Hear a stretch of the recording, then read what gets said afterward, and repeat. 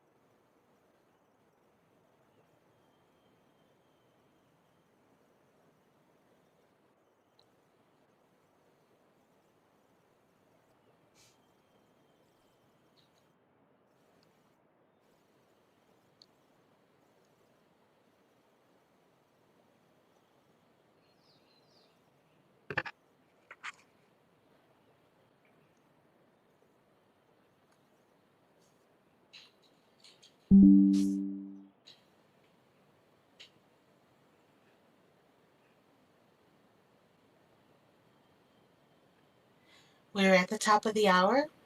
If you would, please give me a Y that you can hear me clearly.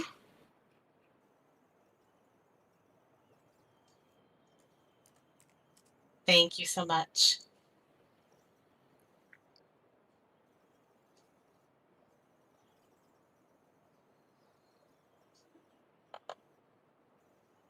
Hello, everyone, and welcome to VWEC's Expert Series.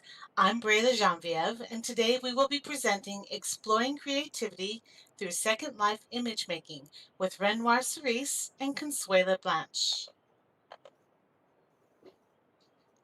Before we begin, please note that our presentation today will be recorded and uploaded onto YouTube. Therefore, we ask that you please turn off your mics during the presentation until we have our Q&A session. Speaking of YouTube, the VWEC YouTube channel can be found at this link in local chats. When you check out YouTube, be sure to subscribe to the VWEC channel to be notified of all the excellent content that is being added there. When you check out YouTube, yeah, I already said that. With that, it is my pleasure to introduce our guests. First, Renoir has been creating art as long as she can remember. She has a master's degree in art psychotherapy and was practicing art psychotherapy for over 15 years. She has also taught graduate courses in art therapy and supervised art therapy interns. 10 years ago, she moved from New York to Ireland, where she began a Second Life-based photography course that has been running ever since. Visionaire has had over 100 graduates to date. She is still an avid photographer in Second Life, and you can click her profile to see her Flickr stream. Consuela became a Second Life resident in 2007 as a real-life educator associated with the Discovery Education Network.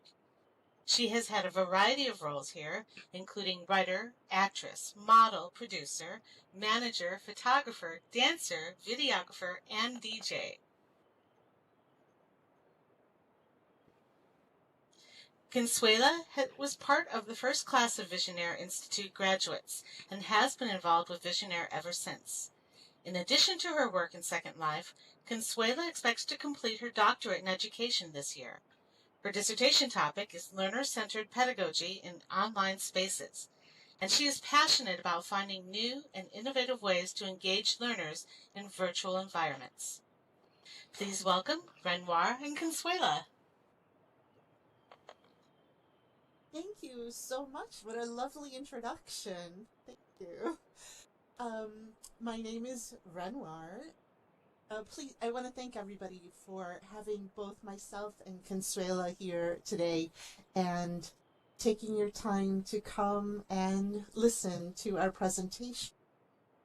Our presentation today, for your pleasure, is about exploring creativity through Second Life image making, creating a class for Second Life residents. So, can the visual arts be taught in Second Life?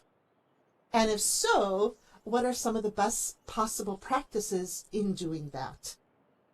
After 10 years of teaching the Visionaire class, there are a few things that we did learn. They may not answer what is best practice, but at least they do get us closer. Visionaire Institute of Self-Photography is a 10-week course that helps students understand what makes a Second Life photo really resonate with a viewer and what makes a photo languish, not really say anything, and not be lingered upon. So what we teach students is how to actually see what is in their images so that they can create a clearer conversation with their viewer. This talk is going to explore the best practices that we uncovered in these 10 years teaching the course. The talk will cover technical challenges, the semester structure, the individual session structure, and the challenges of teaching adults about their own art making. This last part I'm going to discuss a little bit more fully later on with regards to building confidence and resilience through art critiques. And these art critiques have become the backbone of how the majority of the learning in Visionaire takes place. So you heard a little bit about myself. I came to Second Life after a recommendation by a colleague at the college where I worked as a counselor, a SUNY college. I was in upstate New York. And I resisted for a really, really long time because I knew I was going to get hooked.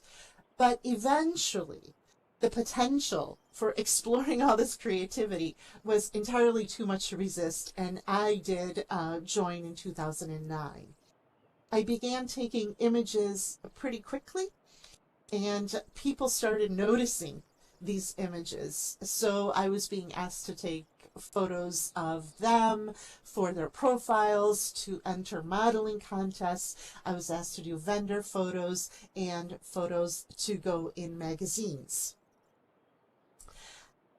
In real life, as Brayla mentioned, I have a master's degree in art psychotherapy and was a practicing psychotherapist at an outpatient clinic where I introduced adults to the healing and self-reflective aspects of creating arts. A lot of art therapists work with children, but I really absolutely enjoyed working with adults with the art therapy milieu. I do love working with them because often creating art is something that they had lost along the way, and it is so healing to reconnect adults with something that they did naturally as children. I also worked as the director of wellness at the same SUNY college that got me into Second Life. And at that college, I was creating programs for students, faculty, and staff around wellness. Currently, as Brayla mentioned, I live in Ireland, and I am focusing on community-wide programs to keep the town lively and vibrant, and I do town-wide events to bring people in from the surrounding area. And that's me. And I love hearing your story, Ren. So I just want to take a minute to thank, Virtual Worlds Education Consortium for having us. I'm really excited because I haven't presented as an educator in SL in a very long time. Like I've been here 15 years, so it's probably been, I don't know, easily 12 or 13 years since I presented as an educator. So as far as my background, as Briella shared a little bit in the beginning, I learned about Second Life from the Discovery Educator Network. I'm not sure how many of you are familiar with that group. I don't think they have a presence here anymore in SL, but they were the reason I came here. I attended a conference, and I learned about SL actually in July of 2007, and I thought it was weird. So I wasn't there yet. But then, I had some downtime over Thanksgiving break, and I was like, let me check this out. You go through your conference notes and everything. And I remember seeing the tool, and I'm like, okay, let me check out all these tools I didn't have time to because, I'm teaching, I'm, at work. And so then that's how I came to SL. It took some doing because I know the, right, Eric? For sure. But how the orientation these days is so much better than it was in 2007. I was like dumped on some island with a bunch of other avatars that looked like me, Girl Next Door, if you remember that avatar, and had to sort out how to even function in SL. And I am stubborn, and I'm, I want to figure things out. But we did get torches. I think I still have mine. And this is not my original avatar, so the date doesn't match, but, it's, how it is. You start creating alts for fun. Like, what did I miss out on when I created my first avatar that I didn't know, when I didn't know how to SL?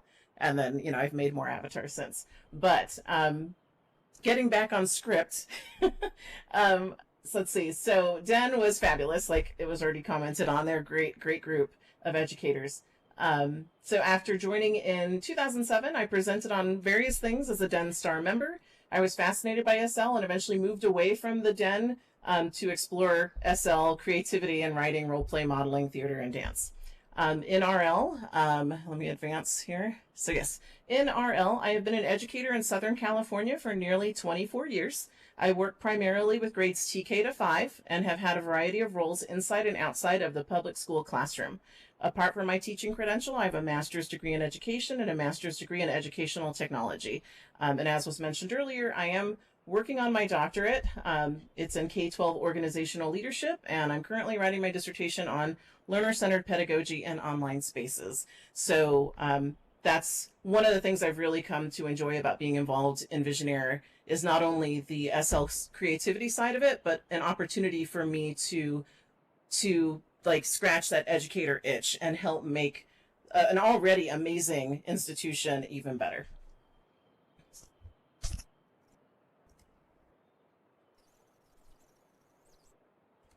All right, Ren. Thank you. Okay, so today we'll tell you about that very course, Visionaire, that's been running for 10 years, and tell you what we learned.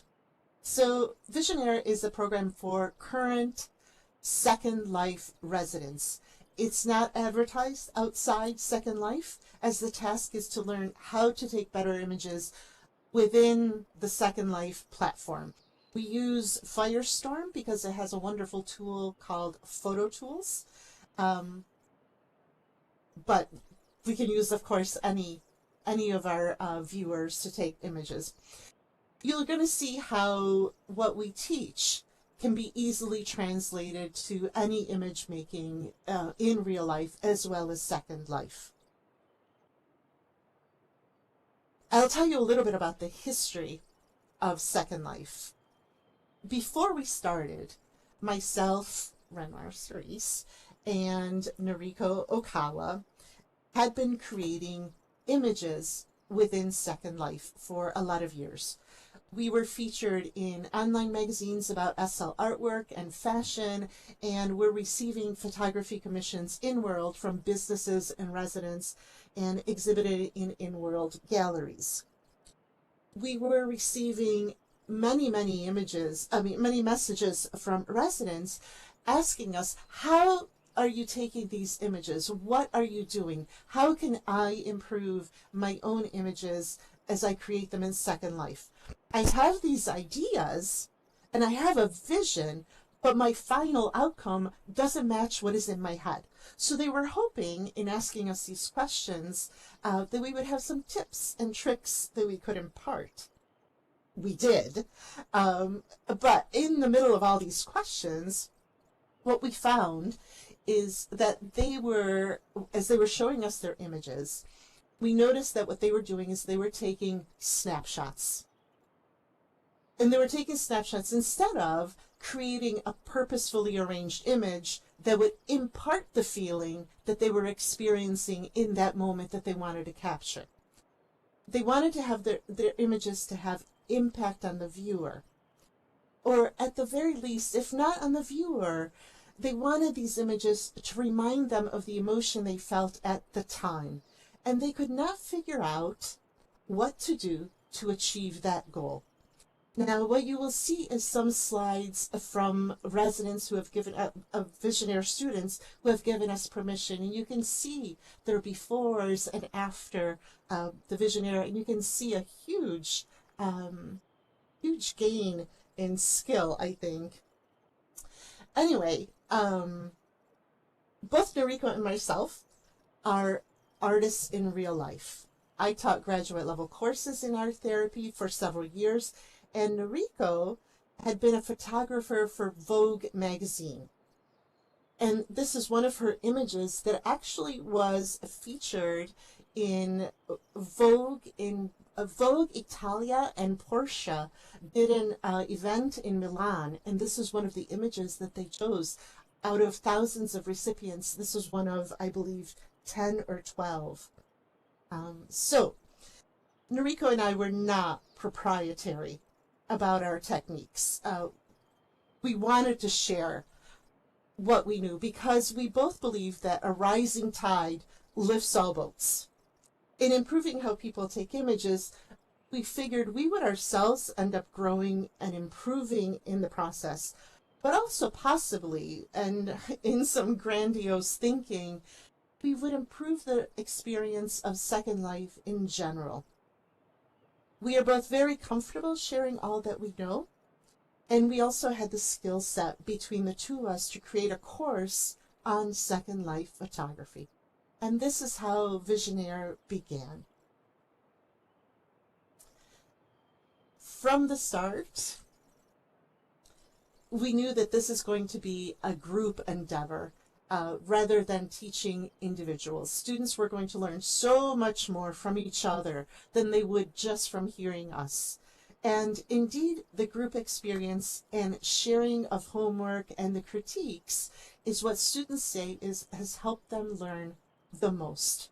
And I'll talk about that more as we go on. Noriko and I created the curriculum. We try to hit all the hot spots of what anybody would want to know. And we included so much information that the course ended up stretching to 10 weeks, which was quite daunting. And we wondered, is anybody going to put up with us, put up with this kind of thing for 10 weeks? But on that first semester, we had 16 applicants, of which Consuelo was one, and ended up running 2 separate sections. We have since run 1, sometimes 2 semesters per year, and are limiting each semester to 10 students per semester. We learned early on, as most of you educators would agree, that a smaller class size is more manageable and more meaningful for students. It allows instructors to give a bit more personalized instruction and feedback, which is very valuable for student learning. So what have we figured out since then?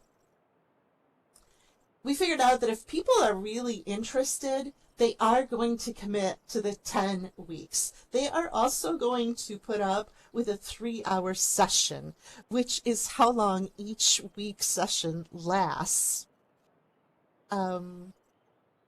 We did have initially some technical issues. And I'm going to speak to those, right? Do. Yes, you are. Right, because I'll give you a little break. Yeah, So, do. technical issues beleaguered us initially. In 2013, when we met in World to share homework images and use Skype rather than in-world voice, voice at the time was not very reliable and prone to lag issues. Skype was only a little better, then, but had its own problems as Skype relies on call participants to join one server, which easily got laggy. As of a few years ago, we began using Discord. Discord's voice servers are more reliable and the infrastructure is much more efficient for clients. So unless students are doing doing computer intensive things in the background, they have no difficulty hearing a speaker or speaking. A challenge with Discord is that it has its own learning curve. For example, which channel to type or speak in, or setting up a headset. In the beginning, we also did not have the technical skills to create videos.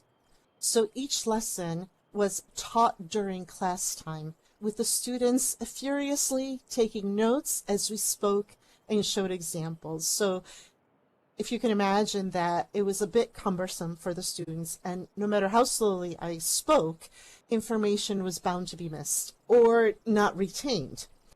Since then, Consuela has been really a lifesaver. She is recording our video lessons ahead of time, uploading them to YouTube so that the students can review them. And then if I could jump in on that thought, I wanted to say, I know initially Ren and Noriko were making the videos. I think it was Noriko, right? Mm-hmm. Ren, who was making them. Yes. And then I was just inspired to learn it. Like I had always wanted to learn either, not necessarily, machinima per se, but I suppose it's technically that. But just learning what it took to put the videos together, because I knew how valuable it was to make those. And I've really enjoyed making videos since. So Visionaire had a lot to do with why I learned to make videos, SL videos in the first place. All right, so the next one is about class structure. So each week we meet for a 3-hour session on Discord, but that's just one part of the model that we use. Let me not forget to use the speakeasy. So next, to explain. So I know we kind of have a mixed audience of, Visionaire students as well as educators. So I'm sure the educators in the room understand the flipped classroom model. So for those of you that don't, it's an instructional approach that reverses the traditional order of content delivery and homework. In a traditional classroom, students typically learn new concepts during class time and then reinforce their understanding through homework assignments completed outside of class. So in the flipped classroom model, students are exposed to new content outside of the classroom before they come to class, and class time is utilized for active learning activities and collaborative discussions. Right. The core concept of the flipped classroom model involves providing students with pre-recorded video lectures, online readings, or other multimedia resources to review before class. This allows students to learn the foundational material at their own pace, pausing, rewinding, and replaying the content as needed. And I know Ren would agree with me that we have heard students many times say that they've watched the video countless times to try to understand something, and I'm really glad that it's there for them. And that's exactly the purpose, is for them to use it in that way. So once students have acquired the basic knowledge outside of class, they can come to the classroom ready to engage in more interactive and application-oriented activities. The teacher becomes a facilitator, guiding students through discussions, group work, problem-solving exercises, or hands-on projects. This approach promotes active learning, critical thinking, collaboration, and deeper understanding of the subject matter.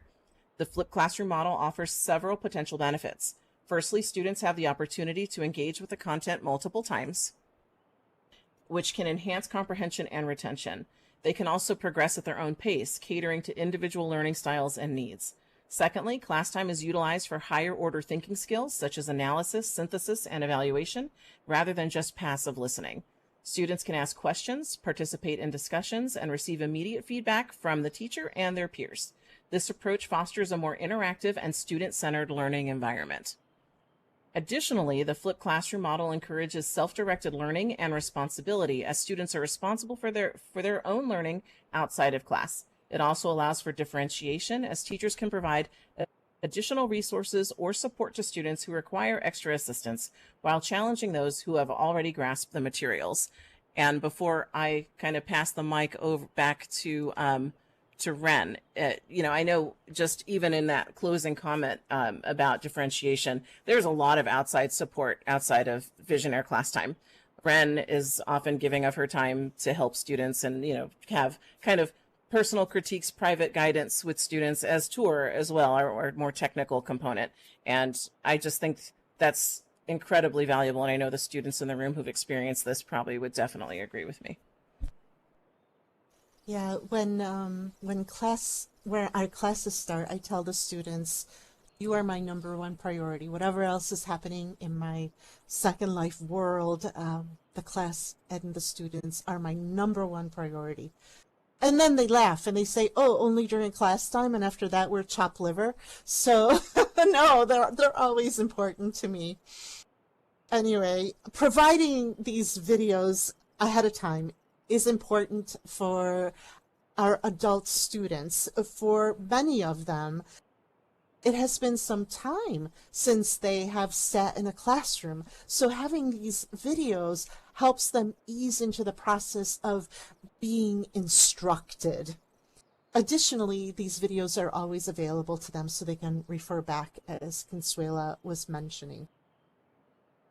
So in-class activities.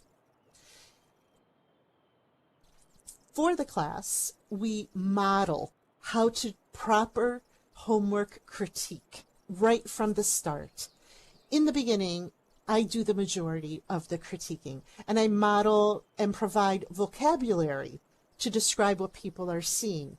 As the semester progresses, with enough modeling having taken place, I like to see the students be the ones to do a self-critique as well as be able to critique each other's work in a very positive and supportive way.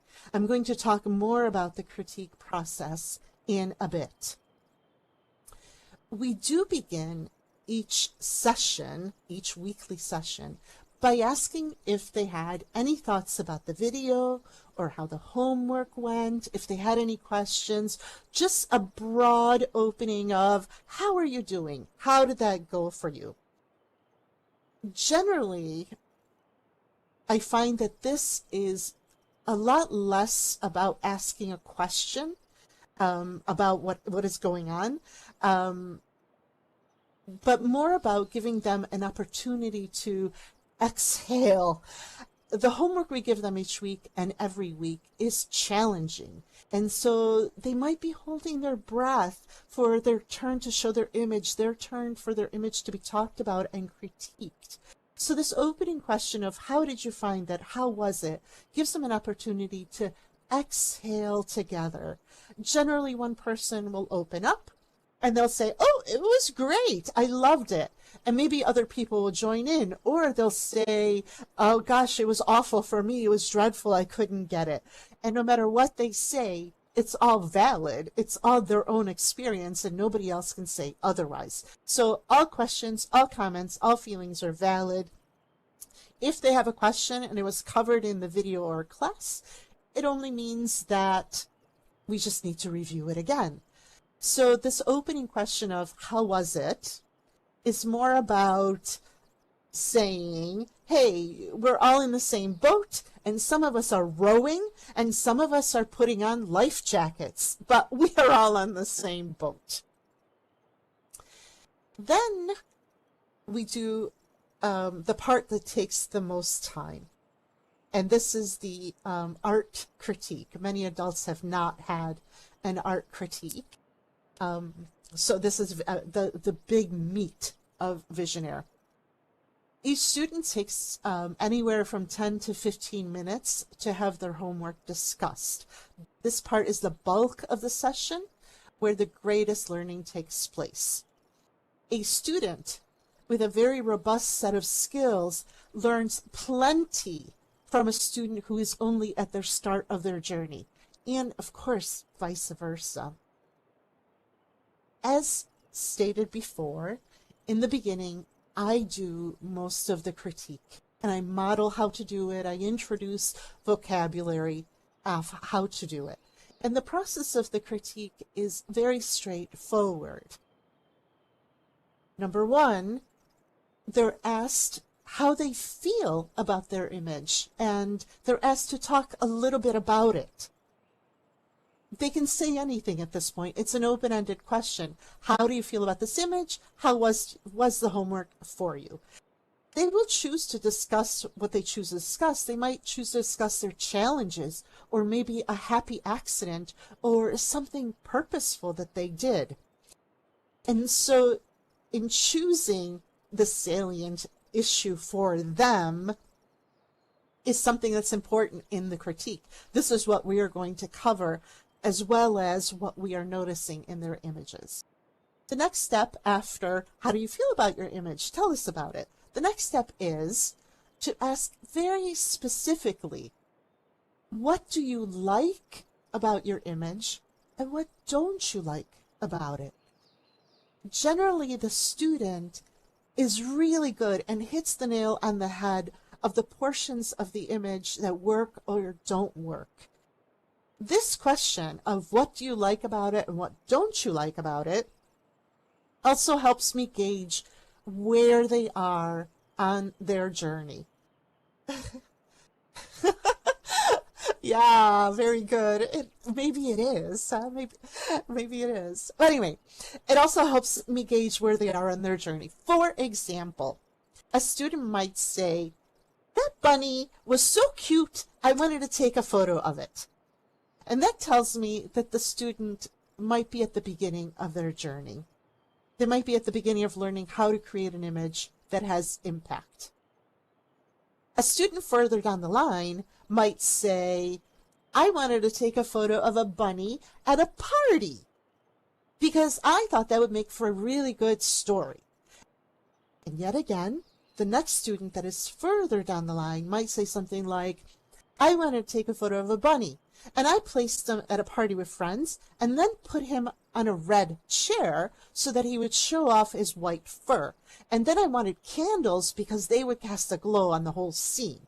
So each of these students is going to require something very different from a critique. Each student is encouraged to go to their next step or two, which is not necessarily the very last step or the fully accomplished step. As educators, you are well aware of this. On the first day of piano lessons, it's not very useful to compare a student to how they are in relation to Beethoven. But it is so much better if on that first day of piano lesson, they feel confident enough that they will have a sequence of notes figured out by the end of the week. So the first thing is, how was that for you? The next thing we ask them is, tell us what you like and what you don't like. And then finally, in the critique, they may not have had the words to describe what they are seeing and possibly don't fully know how to break down an image to understand the impact of the elements that they arranged. So once they tell me what they like and don't like, that is the road that we're going to take. The next question is, don't just tell me what you like and don't like, but now you're going to tell me why.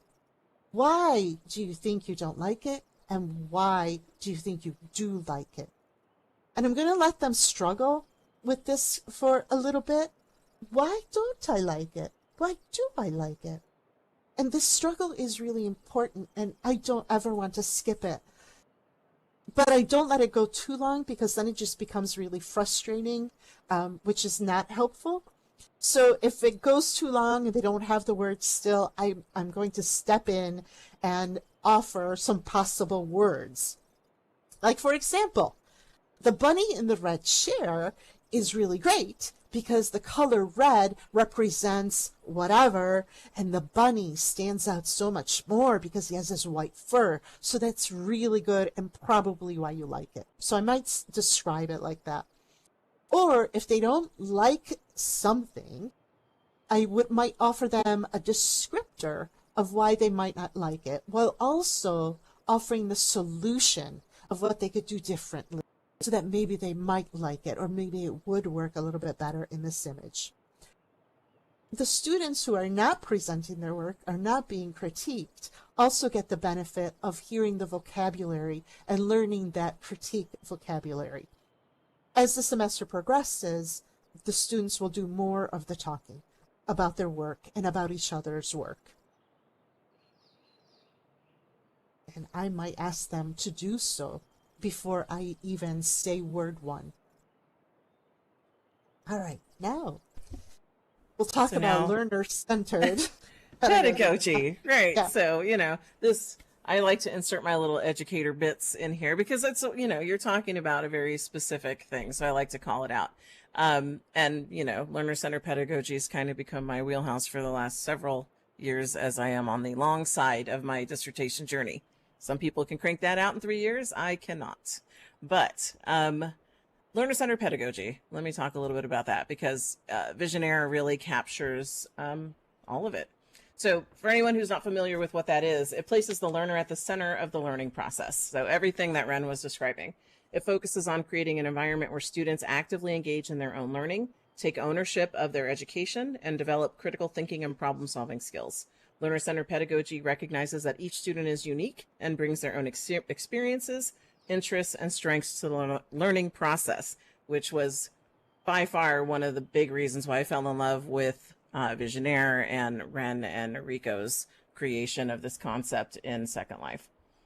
In learner-centered classrooms, teachers act as facilitators, guiding students' learning rather than being the sole source of knowledge.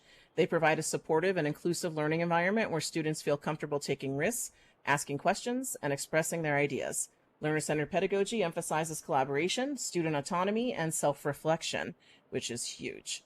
So here are some key principles and practices associated with learner-centered pedagogy that are used in Visionaire. Make sure I not forget to advance the speakeasy, which I will do when I'm talking. Okay, here we go. Active learning. So learner-centered classrooms promote active learning experiences where students participate in hands-on activities, discussions, and projects. This active engagement helps students construct knowledge and deepen their understanding of concepts. Personalized learning. Recognizing that students have different learning styles, interests, and abilities, learner-centered pedagogy seeks to tailor instruction to meet individual needs. It involves providing students with choices and opportunities to pursue their interests within the curriculum. Collaboration and cooperative learning. Learner-centered classrooms encourage collaboration among students. Group projects, discussions, and cooperative learning activities foster teamwork, communication skills, and the ability to work effectively with others. Inquiry-based learning. Inquiry-based learning is a central component of learner-centered pedagogy. Students are encouraged to ask questions, investigate problems, and seek answers. This approach develops critical thinking skills and a deep understanding of the subject matter. Student reflection and metacognition. Learner-centered pedagogy encourages students to reflect on their learning process, set goals, and monitor their progress.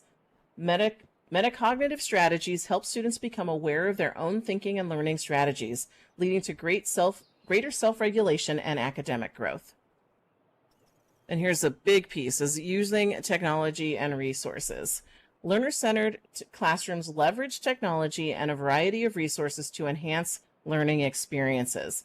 Technology tools, educational apps, and online resources can support student exploration, research, and creativity. And I'm going to take a little sidebar from the script here for a moment, because as I mentioned in the beginning, I am a TK to 5 educator. I have always been in the elementary forum. So when I first got here as a part of the Discovery Educator Network, I could not see a direct connection to why I would need to stay here in Second Life as an elementary educator, apart from collaborating and networking with other educators, which was in and of itself very valuable. So since I couldn't use Second Life with elementary students, to finally find a way to connect education and Second Life for me as an educator was incredibly fulfilling with Visionaire, because I could finally make that connection. So continuing with the script, assessment for learning. Learner-centered pedagogy focuses on formative assessment, which provides ongoing feedback to students about their learning progress. Assessments are used to guide instruction, identify areas for improvement, and empower students to take on an active role in their own assessment. So, apart from learner-centered pedagogy, we have our post-class assignments I'm going to speak on a little bit. Each class covers a new tool or technique for students to learn about, and they receive post-class assignments in the form of homework. The homework is specifically tailored to each lesson. It encourages students to focus on each new skill we want them to practice while simultaneously incorporating previous lessons learned into their photograph. For example, when we teach about using lighting and projectors, the lesson plan instructs them on how to create light sources. And for their homework, they show both an image where they have created all of the illumination used for the scene, as well as a shot showing the different lights and projectors used. This approach allows students to practice the techniques they have learned previously while setting the majority of their focus on applying the new technique or tool that has been taught for the week. And as typical when I'm talking, I have forgotten to use the speakeasy. So let's see. Yeah, okay, caught up on the speakeasy. So next is the semester structure. And Ren, that mic is over to you. Okay, fantastic. So I'll tell you a little bit about the semester structure. Basically, we cut it into thirds. The first third of the semester is heavily focused on technical skills. So how to use the graphics preferences, how to manipulate EEP, formerly known as wind lights, creating lights and projectors. And we basically, in this beginning third, we front load all the technical information, possibly overloading them with all this information, but we bring all the technical bits to the front so that we have the rest of the semester to practice what is learned. We have weeks then to reinforce this initial information and see if there was any instruction that was somehow missed that needs to be reworked or refreshed. During the first third of the semester is where most of our instructional videos are shared with students, and this helps them build a solid foundation for progressing through the semester. The second third of the course focuses on creating more than a snapshot, the reason why many of them come to Visionaire. So here we cover compositional rules, how light and color create a mood, portrait photography, landscape photography, personal self-expression. And during this part of the semester, we don't have videos for a lot of these components. And the example given during class times, the videos help them get in the frame of mind where they are comfortable being taught, so they are better able to hold on to the information when we instruct them on the spot in the classroom. We don't videotape this portion for a couple of reasons. Unlike the technical information, which doesn't change dramatically very frequently, the examples that we show them can change dramatically. So we would be doing videos much too often. So we don't do a video on, let's say, composition. Additionally, especially in composition, we show examples of what not to do. And we don't want someone accidentally stumbling on one of our videos and see one of their own images placed in this not wonderful category. So we don't do videos on this. During this second portion, the students have more freedom. We might ask them to take a portrait, and that's it. In the initial part, we told them more about the technical parts we wanted to see. But in the second half, we just say, take a portrait. They would already know how to set up the viewer. They already know how to set up the snapshot window, the graphic preferences, the creating their own light sources. They know the technical bits. So we leave it to them to use the viewer correctly. And this is where we get to see if they internalize the instruction in the first portion of the course. With the technical skills all figured out, they can also play a lot more confidently with their creativity and their images. Towards the end of the semester, when we are able, we invite guest speakers. And Ren Carling is here in the audience, and she's going to be our speaker on Sunday. And we invite guest speakers. Hey, Ren, thank you for offering to do that. We invite guest speakers to the class that students may be familiar with through their work on Flickr, which is a platform that most SL photographers use to showcase their work. We want the students to hear varied voices and varied opinions. We also focus more on student understanding and exploring their individual style and voice through their images. So very loosely, the first third is technical, the second third is practicing their artistic skills, and the last third is an exploration of their personal imagery. And it is important to have other voices present. One opinion about what creates a good image, while it might be an informed opinion, is still just one opinion on a subject that is very subjective. Art is very subjective. Myself and Noriko do very complementary things in class. While I am discussing homework with the class, Noriko is downloading that image and putting lines all over it, like you saw in that shot of the lighthouse, just to show how composition and lighting are working through that image. We do not review homework ahead of time, and we do this very purposefully. We want our interaction with the work presented to be fresh and unrehearsed, just as it is for the rest of the class.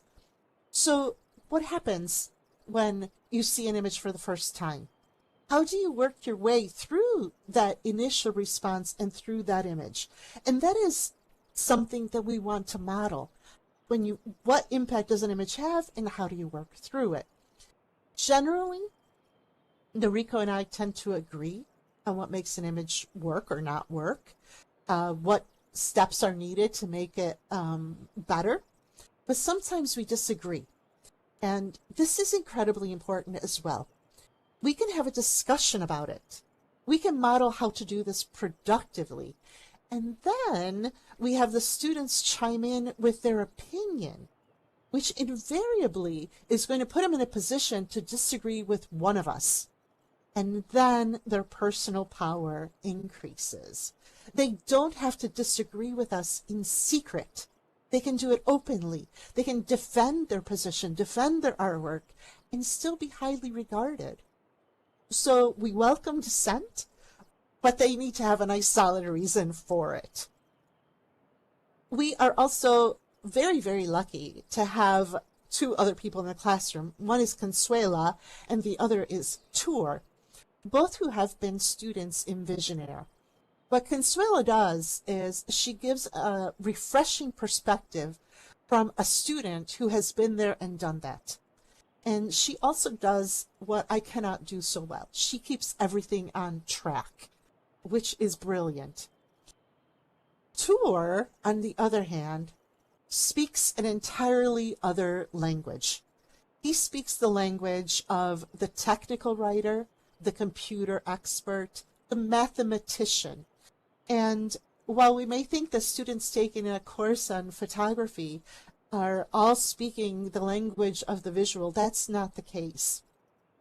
There are students who understand concepts by understanding the underlying principles, the underlying technology, the physics, the mathematics, concepts that I really don't speak about. So Tour can come in and he can answer questions like, why does the F number do XYZ when I manipulate the focal length?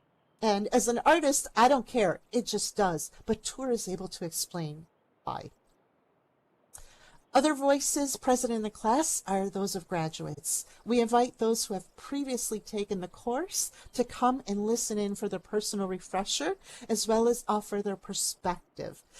This part we curb a little bit, because they love speaking up, and I love them speaking up, but it can create a little bit of chaos. So we ask them to type in their comments instead of speaking in the class. It slows them down a little bit, but they can still impart their fabulous wisdom. No, Sandy. No. Oh, my goodness. At the end of the semester, we have a fabulous graduation celebration. We provide students a space where they can exhibit their artwork. We consider this class number 10 because the students have to curate the work that they're going to present. We ask them to present about 8 to 10 images, so they have to pick from many images, and curating and being discerning about what images you want to show is part of the lessons that they learn. Students invite family and friends. Consuela does the music, and generally our sim is full during these events. The students get to showcase their work. I wanted to interrupt you one real quick, Yeah. Ren, because the DJ thing is another reason, like Visionaire. I learned how to make videos because first Visionaire taught me how to make pictures. Then Visionaire taught me how to make videos. And then Visionaire taught me how to play music in SL. So just wanted to point that out. Yeah, and it's fantastic. So we have music to keep the energy high for the graduation. You're seeing images here of some of the graduation exhibits. The audience is always generous with their positive comments. Very unsolicited, by the way. They just come out with what they're thinking, and always very positive. And some of our students have even been scouted by inward galleries who ask them to exhibit at their gallery. It's very much a celebration of their craft and their commitment to what they want to learn. We'll leave you with the last slide, I think, showing you some promotional information. Yeah, I was getting there. There were a lot of graduation pictures. Yeah. I just thought it was really nice to include a lot of different pictures about the exhibits, because the students create these exhibits. Like, they learn how to show off their work and make a cohesive exhibit.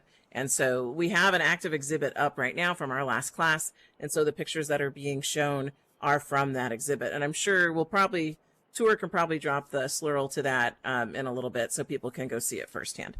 Great. So that is the end of our talk about what we do at Visionaire and what we have learned in these 10 years. They learn how to Thank show you. off. Thank you for having been here. And if you have any questions, we are happy to answer them. Oh, thank you, Buffy. Thank you.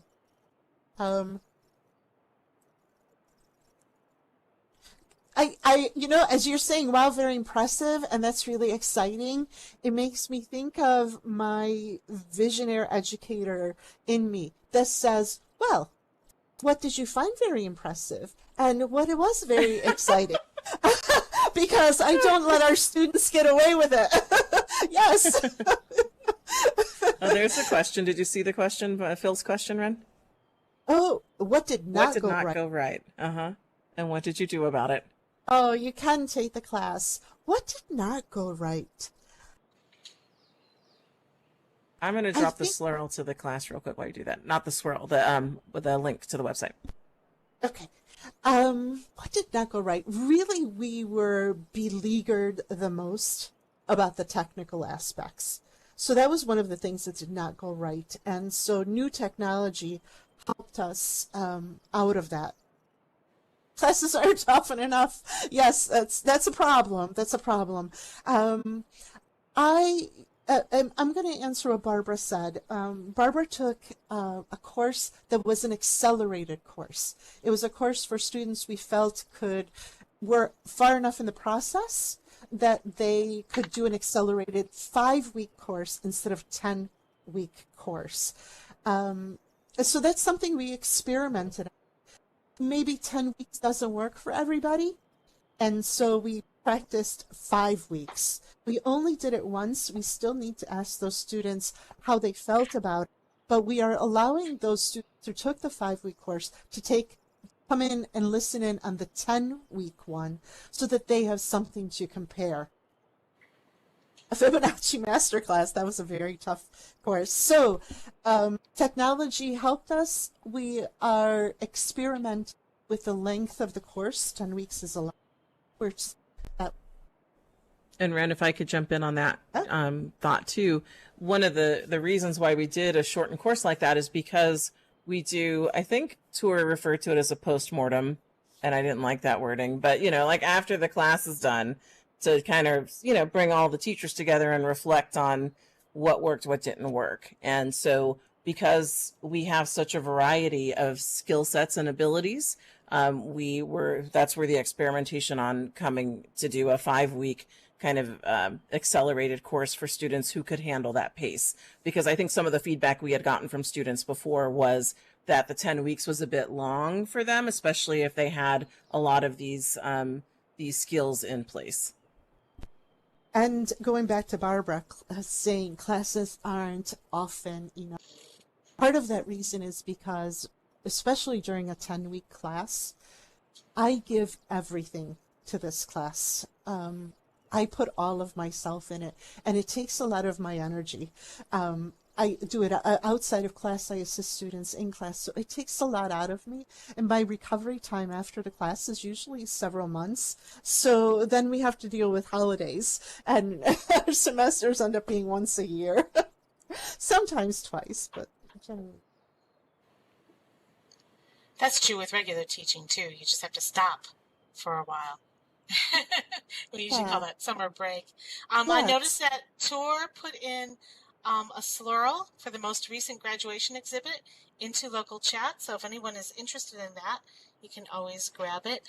We do have a couple of more minutes, about 5 more minutes. If anyone has a quick question, you are welcome to do that in local chat or in voice if you'd like to. And everyone is welcome to also send any of us, I think, personal messages if you want a question on the side for yourself. Later, after this talk, obviously. Well, actually, we do have a little casual talk afterwards. If I may, I'd like to go ahead and go through our little closing information, and then we can talk about afterwards. So let me go ahead and click that. First of all, of course, I'd like to thank Renoir and Consuela for that presentation. And this class just looks really exciting.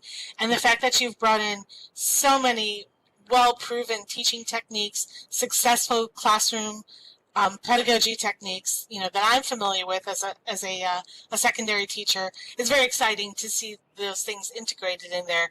And that's clearly why this class has been so successful for the last 10 years, I believe.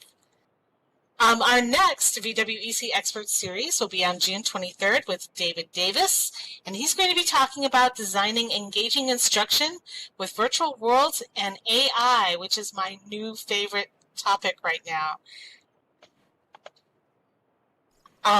You can find this and other scheduled events on the VWEC Events Plaza calendar, both in-world over at the Info Center and on our website, which I have linked here in local chat.